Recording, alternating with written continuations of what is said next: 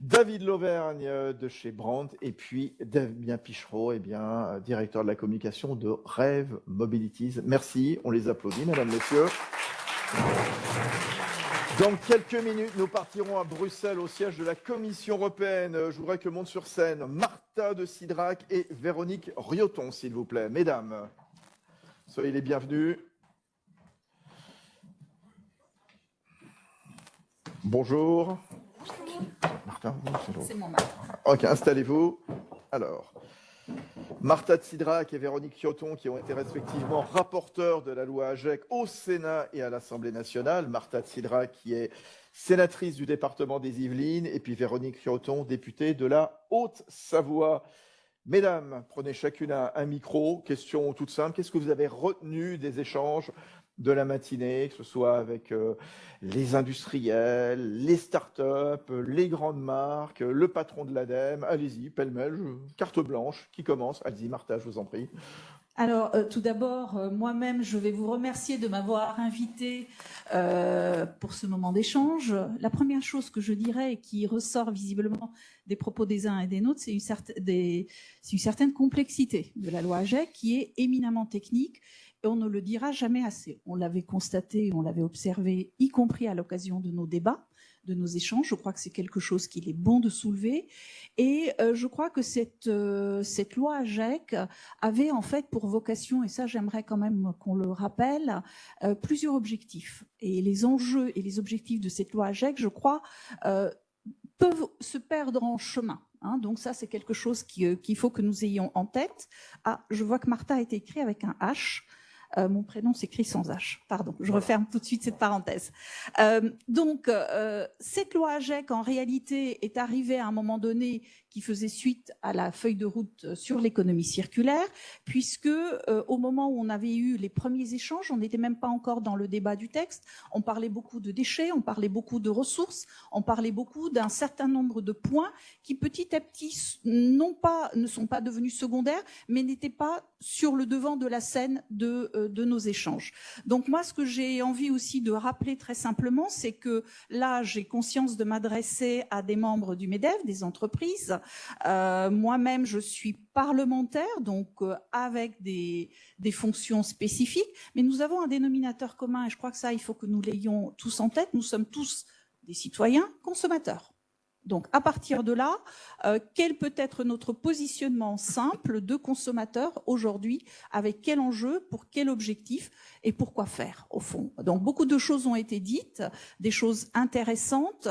Moi, je pense que, comme en ce moment, je suis en plein dans l'évaluation de la loi AGEC, il y a des réflexions que je retiens, que ce soit autour des tickets, ça a été rappelé, que ce soit autour de contenants, je pense évidemment aux bouteilles, que ce soit vos propres observations, monsieur, par rapport à la culpabilisation ou la déculpabilisation. Et là-dessus, permettez-moi de ne pas être tout à fait d'accord avec vous. Je crois que là, en réalité, faisons attention à ne pas déculpabiliser outrageusement nos consommateurs également, en leur laissant entendre que sous prétexte qu'ils vont acheter un produit qui peut paraître plus vertueux, qui peut être recyclable, recyclé, etc., que du coup, il n'a plus du tout à se poser la question sur son acte d'achat. Donc ça, c'est quelque chose qui est fondamental. Voilà, exactement. Donc tout est affaire d'équilibre. Voilà. Et donc pour répondre à votre question, on sentait bien qu'il y avait aussi ce souci d'équilibre à un moment donné qui était important autour des débatteurs. Et pour ne pas être trop longue, je voudrais quand même rajouter autre chose. C'est qu'aujourd'hui, on parle aussi beaucoup de pouvoir d'achat, on parle aussi beaucoup de compétitivité, on parle beaucoup aussi de commerce, de déficit commercial de la France. Ayons en tête quand même qu'aujourd'hui, justement, nous sommes devenus un pays d'importation. Et là, je m'adresse aux entreprises qui sont présentes ce matin. Un pays d'importation, ça signifie quoi? Ça signifie que nous importons des produits, que nous importons des denrées et des produits eux-mêmes emballés. Et donc, à un moment donné, nous importons un futur déchet.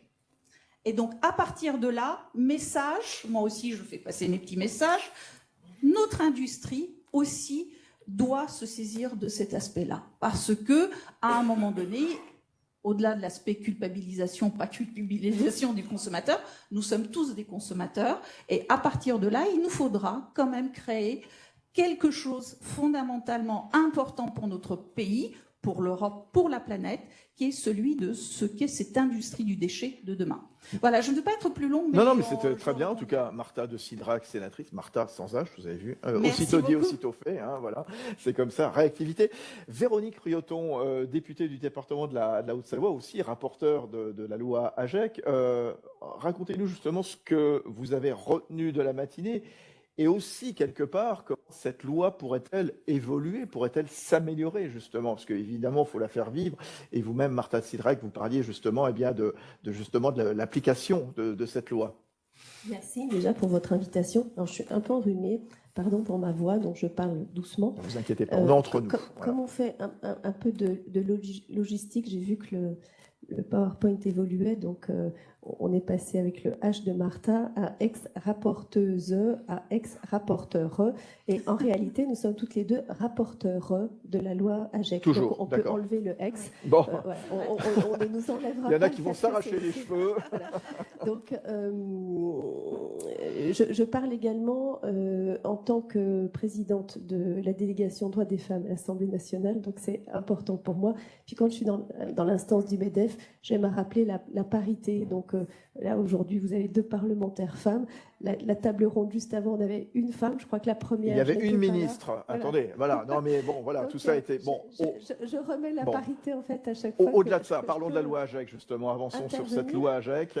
Et donc, ce que je voulais indiquer sur les éléments, je crois que je n'étais pas là sur tous les débats ce matin, mais par rapport à la loi AGEC, en fait, en question, ce qu'on peut appuyer, c'est la question de la méthode.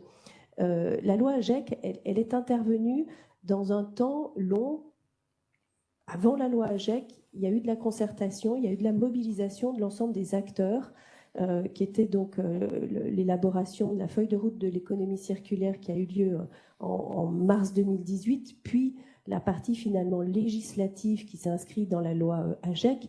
Et puis toutes les deux, nous avons œuvré à travers le Conseil national de l'économie circulaire. Donc on a continué d'être dans l'application finalement de la mise en œuvre de la loi. Et j'ai envie de dire que l'économie circulaire, c'est un phénomène, si on peut le définir, pour changer finalement les modes de consommation et de production sur lesquels l'ensemble de la société s'accorde, qu'on s'adresse aux consommateurs, vous l'avez dit, qu'on s'adresse aux producteurs ou aux collectivités. Et dans la loi AGEC, ça a été vraiment le lieu pour structurer l'ensemble du processus. Et il me semble que de ce point de vue-là, ça a été extrêmement structurant et qu'on continue finalement à travers nos interventions de pouvoir continuer cette mise en œuvre de la loi.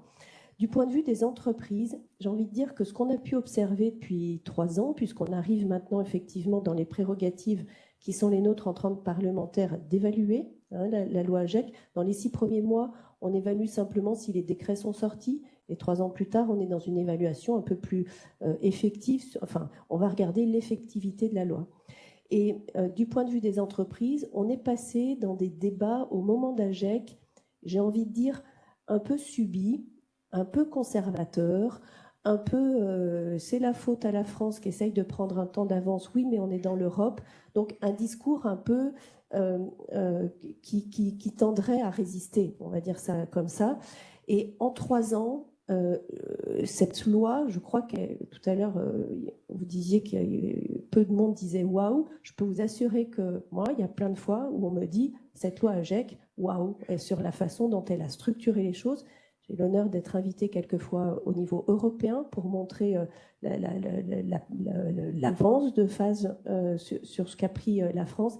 Et les entreprises, je dis vous, puisqu'on est dans l'enceinte du monde de l'entreprise, vous avez vraiment pris le pas d'une dimension subie à quelque chose de beaucoup plus proactif aujourd'hui. Et je ne sais pas si c'est maintenant que je peux dire ça, mais je crois que l'économie circulaire a vraiment pris sa place dans l'entreprise comme un sujet de mutualisation entre les entreprises. C'est-à-dire que autant il y a des éléments de réflexion sur les avantages concurrentiels, et en réalité, l'économie circulaire, ça met tout le monde d'accord. Et donc, il y a beaucoup d'investissements et de mutualisation pour prendre un coup d'avance en termes de transformation du modèle et des business. S'il y avait, l'une et l'autre, je vous pose la question, réponse rapide, un point essentiel à améliorer dans cette loi AGEC, puisque vous êtes en phase d'évaluation, vous nous l'avez dit toutes les deux, mesdames les parlementaires, qu'est-ce que ce serait, Véronique Rioton? Je pense que tout le monde est d'accord, c'est surtout ne pas la bouger et continuer de la mettre en œuvre et regarder son effectivité. Je ne crois pas que le temps du législatif soit à nouveau là. Nous, dans notre boulot de parlementaire, on fait 3 choses. Vous représentez à l'Assemblée, contribuer à la loi et évaluer. Là, on est dans le boulot d'évaluation. Quand on est là toutes les deux, c'est qu'on est dans le fait d'être des relais pour faire en sorte que ce soit mis en œuvre et effectif. Alors, moi, je dirais... Eu égard à ce que vous avez pu entendre ce matin dans la bouche des entreprises. Non, tout à fait. Donc, je crois que sur le fond, par rapport aux objectifs et aux enjeux que cette loi a posés, il ne faut pas y déroger, ça c'est évident. En revanche, je pense que, en tout cas, ça a été mon souci constant pendant tous les débats, c'est qu'il faut en réalité avoir un peu d'humilité et de modestie quand on est législateur, et se dire ce que je vais voter aujourd'hui, ce que je porte aujourd'hui, on doit lui infuser un tout petit peu de souplesse, de manière à ce qu'on puisse le faire évoluer dans le meilleur sens, sans perdre de vue les objectifs et les enjeux. On est passé, il y a eu, vous savez, la loi a été promulguée le 10 février 2020, nous sommes rentrés ensuite en confinement suite au Covid. Donc il y a eu des choses qui se sont passées quand même entre-temps, qui ont été impactantes pour notre société, pour nos entreprises, pour nos territoires. Ça, il faut que nous l'ayons en tête, mais en aucun moment il ne faut reculer sur les décisions et sur ce que nous avons tous, parce qu'il y a eu un vrai consensus autour de ça, revenir en arrière. Mais vraiment, moi, je plaide pour que nous nous écoutions, que nous soyons tous partenaires et qu'on puisse avoir cette souplesse partagée. Non pas chacun avec sa casquette dans son rôle en se disant « moi je veux de la souplesse pour moi », mais en réalité, je n'écoute pas suffisamment la souplesse qu'un autre partenaire et une autre partie prenante pourraient avoir en tête. Donc voilà, je crois que là-dessus, on n'a pas fini le débat sur la loi AGEC. C'est une loi et un texte complexe, très technique, qu'il faut continuer à accompagner. Moi, j'y crois. Je partage totalement les convictions de ma collègue députée. C'est pas simple toujours. On va avoir encore de nouveaux débats autour de l'économie circulaire. C'est en constante évolution, mais il faut qu'on l'accompagne tous collectivement. Merci, mesdames les parlementaires. Marta de Cidrac, sénatrice des Yvelines, Véronique Rioton, députée de Haute-Savoie, toutes les deux rapporteurs de la loi AGEC. Allez, avant de